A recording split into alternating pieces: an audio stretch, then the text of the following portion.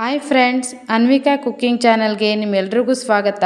ನಿಮ್ಮೆಲ್ರಿಗೂ ಯುಗಾದಿ ಹಬ್ಬದ ಶುಭಾಶಯಗಳು. ಈ ಯುಗಾದಿ ಹಬ್ಬಕ್ಕೆ ಸ್ಪೆಷಲ್ ಮಾವಿನಕಾಯಿ ಚಿತ್ರಾನ್ನ ಮಾಡ್ತಾಯಿದ್ದೀನಿ. ಇದನ್ನ ಹೇಗೆ ಮಾಡೋದು ಅಂತ ನೋಡೋಣ ಬನ್ನಿ.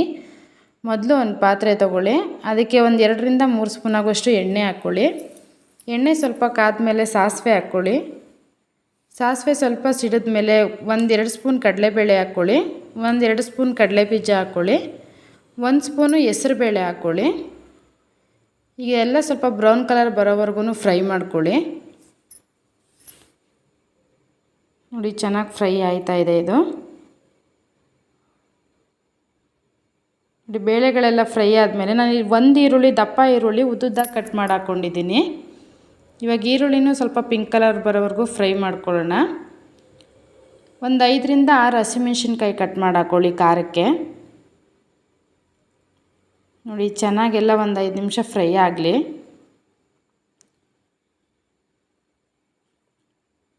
ಸ್ವಲ್ಪ ಕರ್ಬೇವಿನ ಸೊಪ್ಪು ಹಾಕ್ಕೊಳ್ಳಿ. ಇದನ್ನು ಫ್ರೈ ಮಾಡ್ಕೊಳ್ಳೋಣ. ನಿಮ್ಗೆ ತುಂಬ ಬೇಗನೆ ಆಗುತ್ತೆ, ತುಂಬ ಈಸಿ ಇದೆ ಇವಾಗ ಮಾವಿನಕಾಯಿ ಚಿತ್ರಾನ್ನ. ನಿಮ್ಗೆ ರುಚಿಗೆ ಎಷ್ಟು ಬೇಕೋ ಅಷ್ಟು ಉಪ್ಪು ಹಾಕ್ಕೊಳ್ಳಿ. ಒಂದು ಅರ್ಧ ಸ್ಪೂನ್ ಆಗುವಷ್ಟು ಅರಿಶಿನ ಪುಡಿ ಹಾಕ್ಕೊಳ್ಳಿ. ಇವಾಗ ಇದನ್ನು ಫ್ರೈ ಮಾಡ್ಕೊಳ್ಳೋಣ.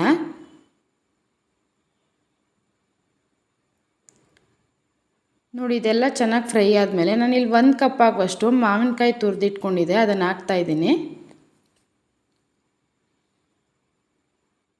ಈಗ ಫ್ರೈ ಮಾಡ್ಕೊಳ್ಳಿ ಚೆನ್ನಾಗಿ. ಸ್ವಲ್ಪ ಹಸಿ ಸ್ಮೆಲ್ ಹೋಗೋವರೆಗೂ ಫ್ರೈ ಆಗಬೇಕಿದು.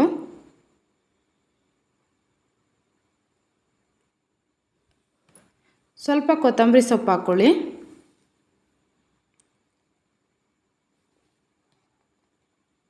ಈಗೆಲ್ಲ ಒಂದು ಸಲ ಮಿಕ್ಸ್ ಮಾಡ್ಕೊಳ್ಳೋಣ.